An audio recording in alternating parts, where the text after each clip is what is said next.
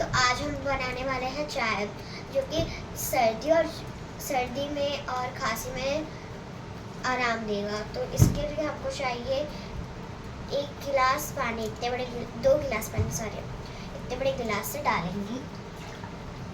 ये देखिए 1 गिलास हुआ और दूसरा गिलास, देखिए इतना भर कर डाल रहे हो दूसरा गिलास। अब इसके अंदर डालेंगे हम लोग 2 ठो गुड़। तो हम लोग उसको डालने वाले हैं, देखिए। तो हम लोग डाल रहे हैं, देखिए इतने बड़े बड़े गुड़ डाल दिए हैं। और उसके बाद हम लोग डालेंगे अब तुलसी माँ का पत्ता। 1 सेकेंड में बस डाल दीजिए।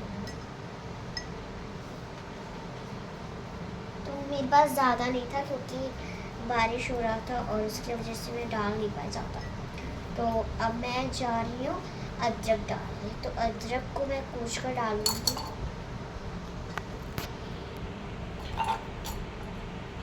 अब इसको कूचना है।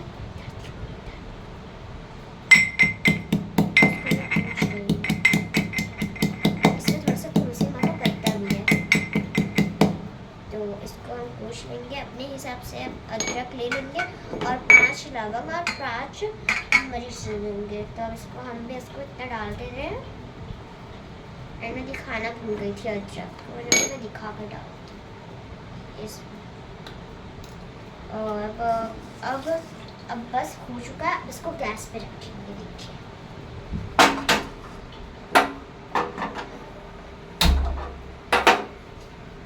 अब इसको हम लोग 10 मिनट के लिए छोड़ देंगे। ये 10 मिनट हो चुका है या पक चुका है, तो इसको अब हम लोग बंद कर देंगे। और देखिए कैसा हुआ है, इसमें धुआं निकल गया। अब इसमें हम लोग थोड़ा सा, मैं भूल गई थी आपको बताना, इसलिए मैं अभी बता रही हूँ, इसमें थोड़ा सा ना काला नमक डाल देंगे, थोड़ा सा, बस थोड़ा सा और डाल देंगे। देखिए डाल दिए। अब हम लोग इसको बंद कर देंगे और फिर इसको थोड़ा सा इसको ऐसे करके चलाकर अब इसको हम लोग छान लेंगे। देखिए